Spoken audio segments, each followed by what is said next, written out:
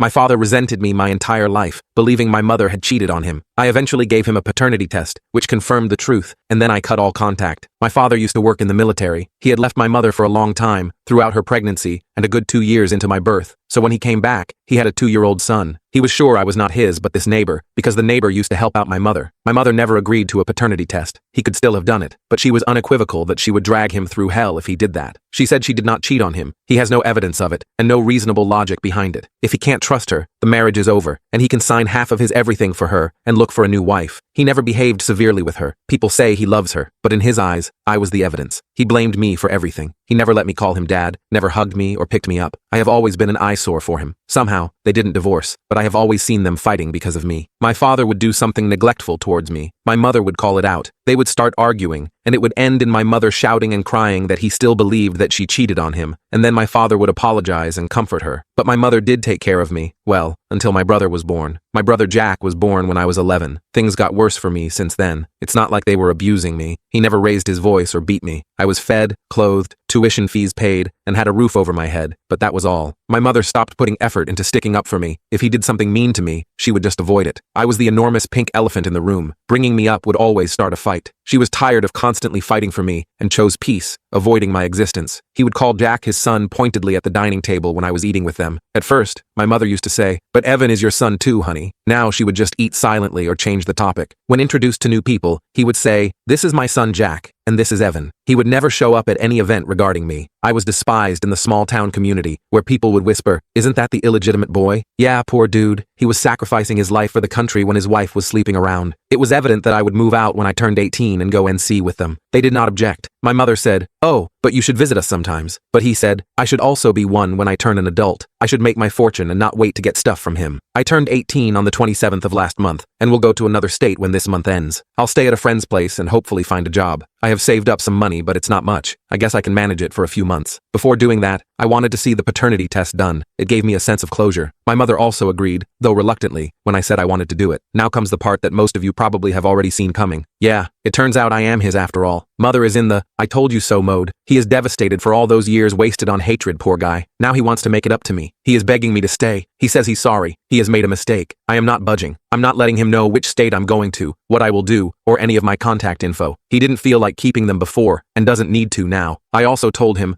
I would never say anything about him to my children. I will never show him my face as promised, and I will never accept anything from him. He told everyone about this to convince me to stay or keep in contact. I told them he was not my father. Everyone is saying I'm being unnecessarily cruel to someone who has made a mistake. It's not his fault. The situation was like that.